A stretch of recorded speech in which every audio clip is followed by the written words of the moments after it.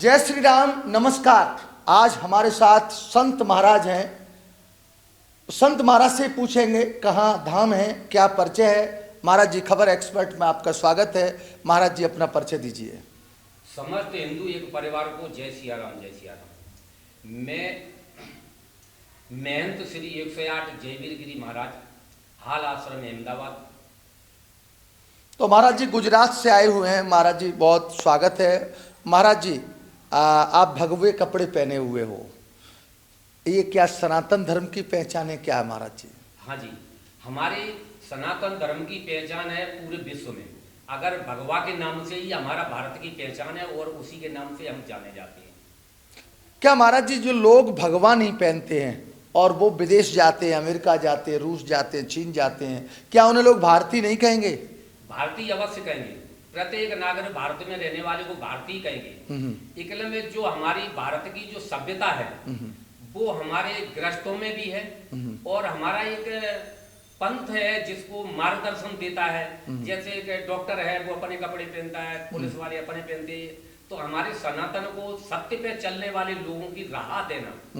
संतों के काम 3 है: गुरुकुल चलाना, गौ पालन कराना और समाज को मार्गदर्शन देना।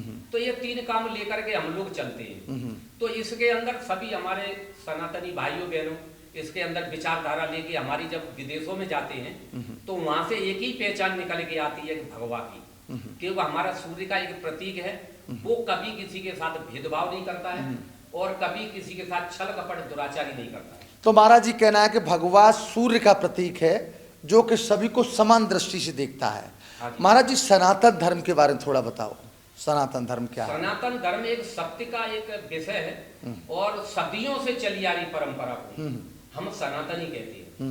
और अभी सनातनी को शॉर्टकट में नाम रख दिया गया हिंदू। जैसे कि अभी कहेंगे कि हम किसी के घर पे ठहरना है, अगर सत्य पे चलने वाले लोग होते हैं कि किसी के अचानक कहीं बाहर जा रहे हैं, किसी को ठहरना है, अगर पूछते हैं कि आप किस समुदाय से आते हैं, अगर वो कहता है मैं सनातनी है तो वो निर्भय होकर वहां रुक जाता है। अगर वो कहता है कि मैं सनातनी नहीं, मैं दूसरे समुदाय से हूँ, तो वहां रुकने में उसको झिझक लगती है, क्योंकि वहां एक रहन सहन एक राक्षसी प्रगति का होता है, वो कभी भी हानि पहुंचा सकता है। महाराज जी, राक्षस कौन है? अभी सनातन और राक्षस अभी बात की। राक्षस एक मानवता है कि सत्य पे चलने वाले और असत्य चलने वाले। जो असत्य पे चलते हैं वो एक राक्षस कहलाते हैं और सत्य पे चलते हैं वो एक मानवता कहला जाता है। वो किसी को दुख नहीं पहुंचाते। तो महाराज जी, लगता है कि संसार में अब तो राक्षस ज्यादा हैं, क्योंकि सत्य के मार्ग पर चलने वाले कम ही लोग हैं। तो इसका मतलब अब तो जो सनातनी हैं, आपने भी 2 चीज कही थी, राक्षस और दूसरा पक्ष यानी देवता कह रहे हो आप, या जो भी, तो यानी राक्षस ज्यादा हैं क्योंकि अधिकतर लोग झूठ बोलते हैं। तो आप क्या कहना चाह रहे हैं आप इसमें? इसके लिए मैं यही कहना चाहूंगा कि हमारे सदियों से चली आई परंपरा में जो हमारी गुरुकुल के माध्यम से जो हमें सिखाया गया है, तो इसमें हमारे सिखाने में हमारे गुरुकुल तोड़ दिए गए और हमारी सभ्यता को खंडित किया गया, हमारे मंदिरों को तोड़ा गया। तो हमारी आने वाली पीढ़ी धीमे धीमे हमारे मंदिरों पे बलि चढ़ा दी गई। तो उसके कारण अराजकता का लोग उन्होंने ऐसी मानसिकता डाल दी गई है कि मंदिर पे बलि चढ़ा दी, अब बलि चढ़ाई तो मांस खाइए, मांस खाइए तो शराब पिए, जब शराब पिएगा तो हमारी बॉडी काम करती है, वो गलत जगह चले जाते। ऐसे धीमे हमारे दिमाग थोड़ा थोड़ा हमारा कम हो गया है। यानी सनातन को तो कोई खत्म नहीं कर सकता, फिर अराजकता मतलब थोड़ी थोड़ी आ गई है। तो इसमें ऐसा कुछ मानना नहीं है, आज भी है और सदियों तक चलता रहेगा। तो कुछ ऐसा है कि अभी आप मानोगे कि रावण के समय में क्या राक्षस नहीं हुआ करते थे? उस समय क्या कलयुग नहीं था? उस समय भी गुरुकुल तोड़े गए थे, संतों को मारा जा रहा था, मानवता को तोड़ा जा रहा था। तो राम के समय में भी था, कृष्ण के समय में भी था, आज भी चला है। कलयुग आज नहीं है, इसको करयुग कहते हैं, यानी करो और लाभ लो। हमारे पूर्वजों ने इतनी आधुनिक मतलब चीजें ढूंढ के रखी है, धीमे धीमे जानकारी जुटा ली। जो हमारा 1 घंटे में काम होता था वो हमारा 5 मिनट में काम हो रहा है। तो इसको कलयुग हमारे गलत भरा दिया दिमाग में। ये कलयुग नहीं, ये कलयुग है। कलयुग तो रावण के समय में भी था, परशुराम के समय भी था और कृष्ण के समय। क्या उस समय राक्षस नहीं थे? हमारे गुरुकुल नहीं तोड़े गए थे? तोड़े गए थे, संतों को मारा गया था, मानवता को तोड़ा गया। तो ये हमें शब्द बाहर हमें ठूस ठूस के भर दिए गए, इसलिए हमारी विचारधारा थोड़ी बदल गई। कि जैसे कि अभी आपसे बोलूं आप बकरा काटो तो आप नहीं काट पाओगे, 2 साल आप बकरे के पास कसाई के पास बैठोगे, आप काटना चालू है। वो हमारे सनातन में कुछ जगह कुछ लोगों के पास रहन सहन हमारे पास आ गया है, तो ऐसा नहीं है कि हमारा सनातन खत्म हो गया है। यदि हम कार्यशैली चला रहे हैं, गांव गांव में प्रचार कर रहे हैं और लोगों तक बात पहुंचा रहे हैं कि रामायण क्या कहती है, रामायण के एक एक शब्द हम समझाते हैं और सत्य के बाहर गए, राम कभी किसी के साथ गलत नहीं कर सकते। तो हम गांव गांव जाके प्रचार, अगर किसी को पूछना है कि रामायण क्या है तो हमारा संपर्क है, आप ले लीजिए, तो हम एक एक बात आपको बताएंगे। अभी हमारे बीच में संत भी हैं और हमारे कथावाचक ब्राह्मण भी हैं, तो भी हमारा पूरा सनातन में पूरा हमारा जो भारत है तो उसमें एक अपराध मुक्त नहीं कर पाएगा। तो इसका कारण क्या, कुछ हमारे लोगों में भी कमी है कि हम अपने नागरिकों को सही सलाह नहीं दे पा रहे, उनको सही विचारधारा हमारे वेदों की नहीं दे पा रहे। तो ये कुछ कमियां आई हैं, तो उसके सुधारने में अब हमारा जाग रहा है, युवा पीढ़ी जाग रही, पढ़ी लिखी है। महाराज जी, क्या आप ये नहीं देखते हो कि कुछ संत समाज भी भटक रहा है? जिस तरह से संत आसाराम बापू, जो कि जिस तरह से सरकार ने दंड दिया, तो ऐसे लोगों को आप क्या कहेंगे? और ऐसे बहुत से उदाहरण हैं। आपने कही है कि हमारे समाज को संपूर्ण इसका ज्ञान नहीं है, उसके बारे में मैंने मंथन किया है। जो भारत के अंदर आसाराम जैसे हैं, राम रहीम जैसे हैं, ये कोई अखाड़े से नहीं जुड़े, तो पब्लिक क्या ये खुद को भगवान मानने लगते हैं। और हमारे सदियों में चला रहा है कि जो मनुष्य अपने को भगवान मानेगा उसका पतन तो होना ही है। जैसे रावण ने अपनी पूजा करवाई, ऐसे ही आसाराम अपनी पूजा करवाने लगे, ऐसे ही राम रहीम करे, ऐसे 19-20 बाबा हैं जो जेल में पड़े हैं, ये कोई अखाड़े से नहीं जुड़े, ये सब अलीगल हैं। और अलीगल बाबा जो हैं, हम उनसे हाथ जोड़ के प्रार्थना करते हैं, हमारे अखाड़े में निरंजनी में आइए और आपको सम्मान सहित आपको सर्टिफिकेट दिया जाएगा। आप अलीगल मत घूमिए। जो लोग अलीगल घूम रहे हैं भगवा वेश में, वो हम संतों को बदनाम करने में लगे। कहीं कोई ठेके पे खड़ा है, कहीं कोई गलत काम कर रहा है। तो हमारे बीच में हम एक अभियान भी चला रहे हैं, गांव गांव जाकर के संतों से कह रहे हैं कि जितना टाइम आप भीख मांगने में लगाते हो, उतना टाइम अगर आप गौ पालने में लगा लो तो आपके पास 10-5 लीटर दूध होगा, कुछ बिक्री कर लो और कुछ अपने खाने में, तो भीख मांगने की जरूरत क्या है? संत का काम भीख मांगना हमारे धर्म में है ही नहीं, ये हमें गलत बताया गया है।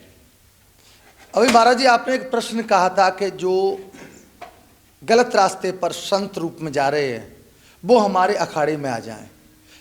जो गलत हैं, क्या आप उन्हें फिर कैसे बदलोगे? वो तो गलत है, चरित्र से गलत है, उनकी भाषा गलत है, उनका व्यवहार गलत है, ऐसे लोगों को आप अपने अखाड़े में भर्ती कर रहे हो। हमारे सदियों से हमारे सनातन में जो हमारे वेद हैं, पुराण है, गीता है, उसमें लेख दिए ही गए। जैसे वाल्मीकि जी महाराज थे, वो लुटेरे थे कि हमारे वेद हैं, कभी भी किसी की काया पलट सकते हैं, उसकी दिशा पलट सकते हैं। हमारे गुरुदेव जो हमारे अखाड़े में आचार्य बड़े बड़े महामंडलेश्वर बैठे हैं, वो उनके एक मात्र मार्गदर्शन से सामने वाले की ऐसी विचारधारा बदल देते हैं, वो सत्य पे चलने से मजबूर हो जाएगा, वो सत्य पे चलेगा। हमारे पास आके बैठे तो सही। आप कहने का मतलब कि गलत लोग भी सही हो जाते हैं वेदों का अध्ययन करने से और सही संगत में रहने से।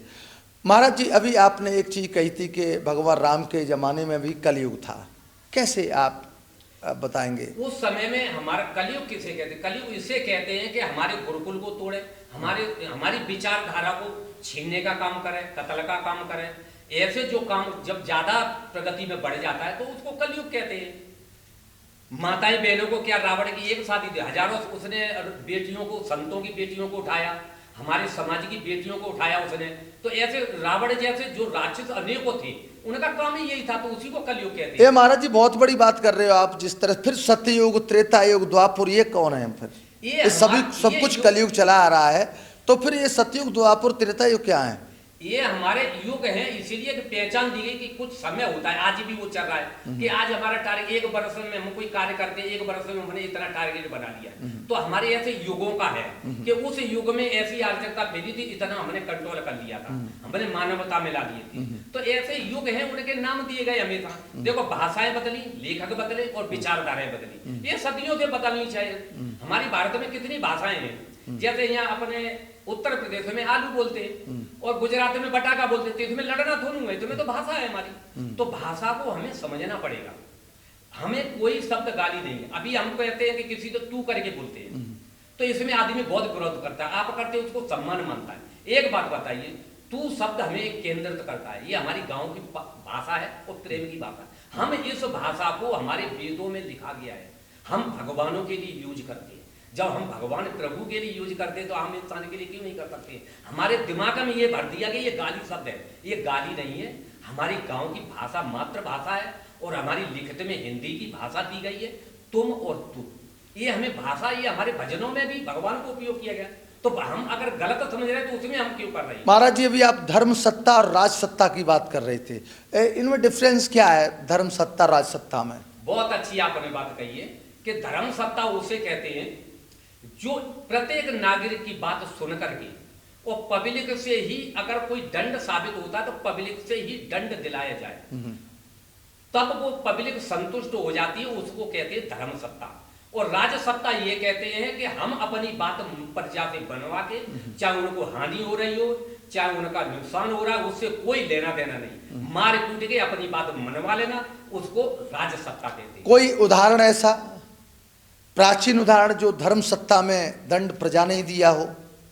आज हमारे सदियों से यही चला रहा है कि मान लो धर्म सत्ता वाले जैसे राम थे, रामचंद्र जी ने एक धोबी के कहने से सीता मैया का अपयश फैला, तो धोबी ने आके रामचंद्र भगवान से कहा प्रभु से कि ऐसे अपयश फैला, तो उन्होंने भेष बदल कर गए, प्रजा से सुना और उनकी बातें सुनी, तब उनकी समझ में आई।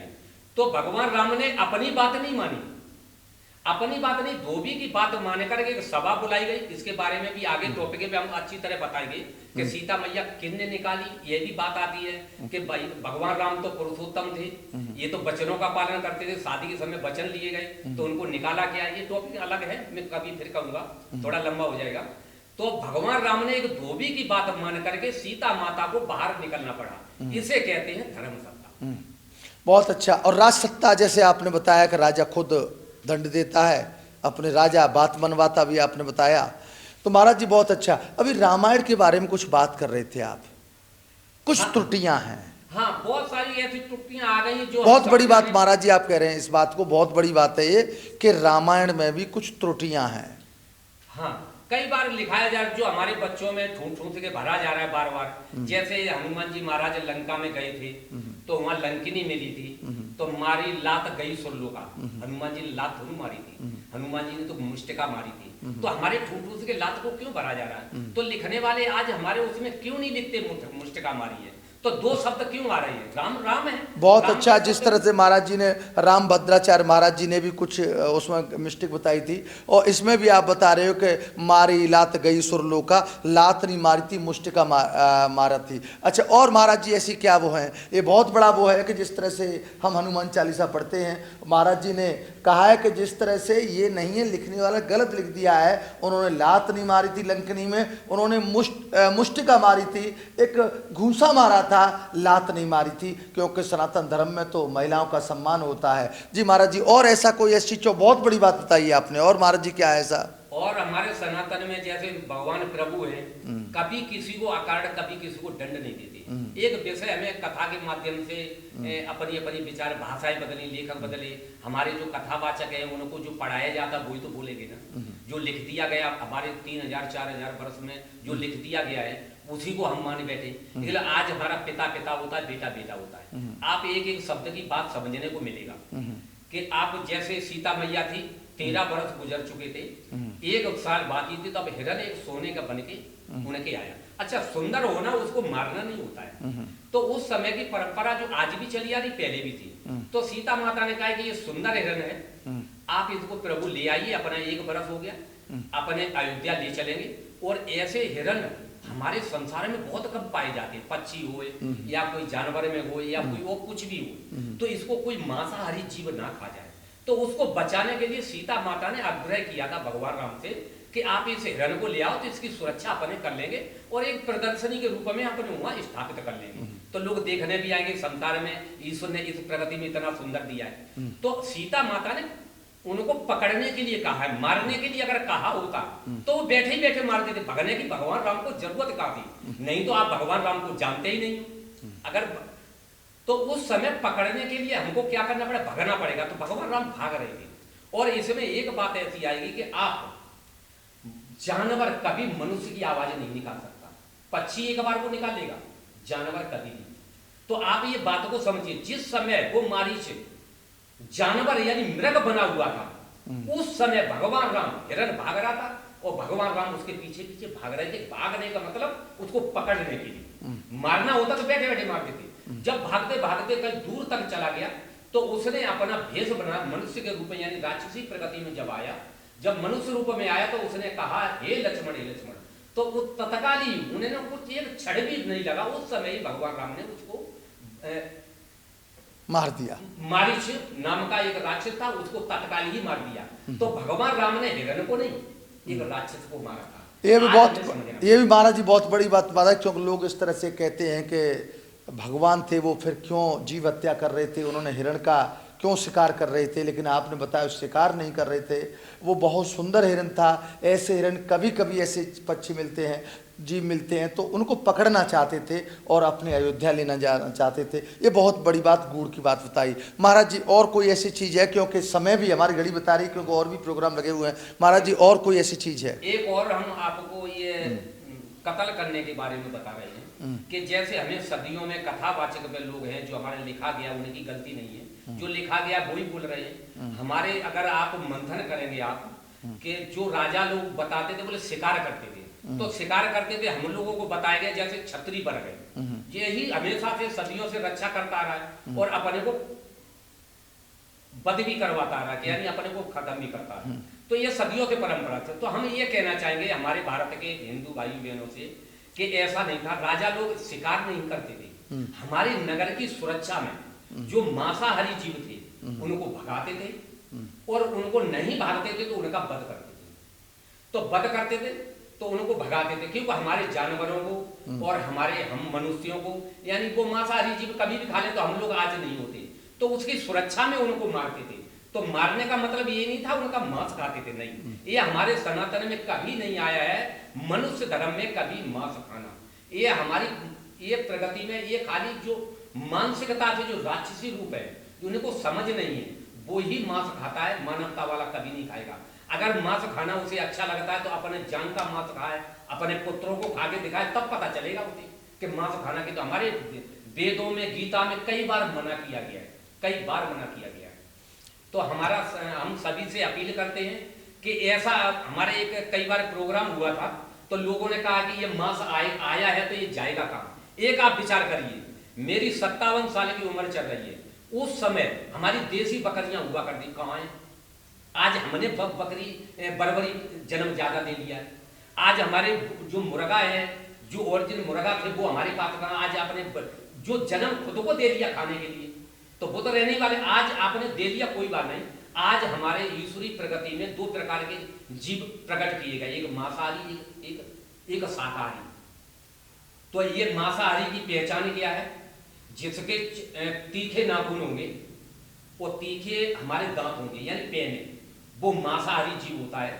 और जो शाकाहारी जीव होता है उसके चपटे नाखून, चपटे दांत होंगे, ये कभी मांस नहीं खाता है और न मांस कभी खाएगा। देखो भैंस है, गाय है, ऊंट है, ये हाथी है, ये कभी मांस नहीं खाएंगे। मनुष्य है, ये कभी मांस नहीं खाएंगे। जी महाराज जी, आपने बहुत अच्छा बताया मांसाहारी शाकाहारी में जो अंतर बताया। महाराज जी एक प्रश्न और होगा, जिस तरह बकरीद आने वाली है, योगी सरकार, क्योंकि आप गुजरात के हैं, लेकिन योगी सरकार के बारे में, योगी बाबा के बारे में जानते होंगे। अभी उनका आदेश है कि जिस तरह से खुले में हत्या न हो, कुर्बानी न हो। दूसरी पंडित धीरेन्द्र शास्त्री जी, उन्होंने कहा है कि ये बकरे कटेंगे ही नहीं, बलि देना बंद कर दो। अब तो आर्टिफिशियल बनावटी बकरा बना रहे हैं, उनके बलि दीजिए। जबकि कुछ मौलाना और वो कह रहे हैं कि ये तो हमारे शरिया कानून में है, हमारे धर्म में, हमारे इस्लाम में है कुर्बानी।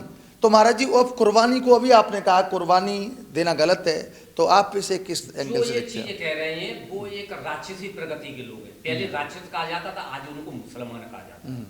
तो ये राक्षसी प्रगति, इनको कभी आपने देखा होगा कि ये कभी शादियां नहीं करते, कभी हमारे अग्नि की शक्ति नहीं लेते, 7 फेरे लगते, इनकी कभी नहीं। जैसे आपने रावण का देखा होगा, कभी शादी का वाक्य नहीं आया होगा। तो ऐसे जो राक्षसी प्रगति के लोग, ये कभी माताएं बहनों का और कभी जीवों का, कभी संसार में सम्मान नहीं करता, कि ये बड़ शंकर है। बड़ शंकर एक ताकतवर हो सकता है, पर बुद्धिजीव कभी नहीं। तभी ये मारे जाते, जैसे रावण मारे, अनेकों राक्षस मारे गए, उनका कारण यही था कि वो बुद्धिजीव कभी नहीं हो सकते। लेकिन महाराज जी तो जो मांसाहारी हैं, हम अकेले मुस्लिमों को नहीं कहेंगे, हिंदुओं में भी मांसाहारी हैं बहुत से, उन्हें भी राक्षस कहेंगे आप? ये चीज क्या है कि हमारे सनातन में आप कह भी सकते हो, नहीं भी कह सकते हो, क्योंकि हम इनकी गलती नहीं समझ रहे। क्योंकि हमारे लोग आर्यता के लोग जो मंदिरों पे बलि चढ़ा करके, अभी मेरे से कोई कहे कि मैं अभी कोई बीड़ी पी रहा हूँ, हमारे बाबा ने पी, हमारे पिताजी ने पी, तो हम भी देख देख के सीख गए। तो हमारे आज युवा पीढ़ी की, हमारे समाज की गलती नहीं है। ये गलती क्या, जब बलि चढ़ी गई उस समय में हमारे संतों ने या हमारे विद्वान लोगों ने क्यों नहीं रोका? अगर वो रुक जाता तो आज हम लोग आज सनातनी होते और हम अच्छी विचारधारा पे चल रहे होते। तो आपका हमारा मतलब कि सनातन एक विचारधारा है, चाहे वो हिंदू है चाहे मुस्लिम है, कोई भी है, यदि उसकी विचारधारा अशुद्ध है, दूषित है, असत्य से भरी हुई है, तो वो राक्षस है। और वो कोई धर्म हो, वो उसकी विचारधारा अच्छी है, शाकाहारी है, जीवों पर दया करता है, जियो और जीनो दे की भावना रखता है, वो सनातनी है। हाँ, ये चीज क्या है कि मानवता और दानवता, ये मानव और दानव में ये अंतर है कि आप जैसे गांव के 100 लोगों को, ये हमारा प्रैक्टिकल है, आपका भी प्रैक्टिकल है, कि आप किसी पूरे गांव को निमंत्रण करिए आप और कहिए कि एक पूरे गांव के 100-200 लोग इकट्ठे करके कहिए, सभी बच्चों से लेके, कि आप कहिए कि आप ये होटल में भोजन है, यहाँ मांस पका हुआ है, आप जाके भोजन करिए। तो मेरा मानना है आप जो शाकाहारी लोग हैं वो कभी नहीं जाएंगे। तो मांसाहारी चले गए तो शाकाहारी तो भूखा रह गया, तो वहाँ हमारा बंटवारा हो गया। हमारा सनातन कभी बंटवारा नहीं करता है। अगर आपने वही बात आपने कही ये शाकाहारी भोजन बनाए, आप सभी जाइए, तो एक भी व्यक्ति वहाँ रुकेगा नहीं, पूरा ही भोजन करेगा और अपनी तृप्त आत्माओं को भोजन प्राप्त करके तृप्त आत्माओं को शांति देगा। तो हमारा सनातन, हमारी विचारधारा कभी बंटवारा नहीं करती है। अच्छा महाराज, एक प्रश्न पूछूंगा। आप योगी महाराज को नाम तो सुना है, देखते भी रहते होगे, और भगवा में हो आप, योगी भी जी उत्तर प्रदेश के मुख्यमंत्री भगवा रूप में हैं, आप उनको किस रूप में देखते हैं? आप वो वेदों के अनुसार कार्य कर रहे हैं। हमने जब उनके बारे में मंथन किया, गुरुदेव के बारे में, हमें बहुत प्रशंसा होती है कि सदियों से जब तक निर्माण हुआ है, जब से ये सदियों से चला रहा संसार, तब से लेके आज तक हमारे शिव जी ने धनुष अनेकों मतलब हथियार बोलते हैं जिनको अपने धनुष है, बाण, जो कुछ है बनाया है। तो आज हम उनकी पूजा, वो पीछे की बात रह गई, अभी कह देता हूँ थोड़ी मिनट में, हम संसार में उन्हीं लोगों की पूजा कर रहे हैं। शिव भगवान ने संत बनाए, राक्षसों को मारा, धर्म स्थापित किया। माँ पार्वती ने अनेकों रूप रखे, राक्षसों को ही मारा, हवन नहीं किया, राक्षसों को मारा, धर्म स्थापित किया। कार्तिकेय ने राक्षसों को मारा, धर्म स्थापित किया। गणेश जी ने राक्षसों को मारा, धर्म स्थापित किया। माँ विष्णु भगवान ने अनेकों रूप रखे, राक्षसों को ही मारा, धर्म स्थापित किया। हनुमान जी ने राक्षसों को मारा, धर्म स्थापित किया। परशुराम जी ने राक्षसों को मारा, धर्म स्थापित किया। भगवान राम ने राक्षसों को मारा, धर्म स्थापित किया। और श्री केतु भगवान ने राक्षसों को मारा, धर्म स्थापित किया। आज हमारे योगी महाराज राक्षसों को मारे, धर्म स्थापित कर रहे हैं। आज ये समझिए मुख्यमंत्री भारत के अंदर कितने हैं, अगर कोई व्यक्ति एक क्षण में बता दे तो मेरे में चेहरे दे। आज हमारे योगी महाराज का अगर कोई नाम विदेश में भी लेते तो चेहरे के साथ बता देगा कि हमारे महाराज जी का चरित्र ऐसा है। ये हमारे वेद के अनुसार काम कर रहे हैं, और जो वेद के अनुसार काम करता है वो सत्य पे चलता है। बहुत अच्छा, महाराज जी ने बहुत सी चीज़ें बताई जो वास्तव में कुछ अचंभित कर देती हैं। महाराज जी ने बताया कि जो सत्य है वही सनातन है। महाराज जी ने कुछ रामायण की चौपाइयों में, हनुमान चालीसा में जिस तरह से कुछ अशुद्धियाँ बताई महाराज जी के अनुसार, तो वो बहुत चीज़। और महाराज जी ने बताया कर योग, ये करने का युग है, जो पुराने ज़माने में बहुत समय लगता था, उसका फल मिलने में आज थोड़ा सा समय में ईश्वर को समय दे दें, ये अपने ध्यानपूर्वक किसी भी काम में तो बहुत सॉर्ट आउट हो जाती प्रॉब्लम। महाराज जी ने जिस तरह बताया था कि कल युग तो हमेशा रहा है, चाहे वो सत्ययुग हो चाहे त्रेता युग हो, जिसमें दानवों का वध किया है एक मानव ने, भगवान ने, वही कलयुग है जिसमें, क्योंकि ये जो आज अराजकता जिस तरह से फैली हुई है, आज जिस तरह से दानव और मानव का भेद बना हुआ है, वो पहले से ही चला आ रहा है। जो महान व्यक्ति हैं उन्होंने हमेशा गलत व्यक्ति का विरोध किया है और उसका मारा भी है उसे, चाहे जैसे भगवान राम ने रावण मारे, भगवान कृष्ण ने कंस को मारा, और आदि ऐसे उदाहरण भरे हुए हैं। महाराज जी का बहुत बहुत स्वागत, धन्यवाद। जिस तरह से महाराज जी ने जानकारी दी, महाराज जी ने यह भी बताया कि राजयोग और धर्मयोग, महाराज जी ने बताया कि आज योगी जी धर्म योग पर चल रहे हैं। राजयोग, राजा अपनी हट के अनुसार पूरा धर्म सत्ता और राज सत्ता में जो अंतर बताया। तो महाराज जी को बहुत बहुत धन्यवाद कि आपने सनातन धर्म को जगाया। सनातन धर्म नहीं, हर मानव को, चाहे वो किसी धर्म से हो, महाराज जी कहना सत्य है, शुद्ध है, वही सनातनी है, वही मानव है। जय श्री राम महाराज। जय श्री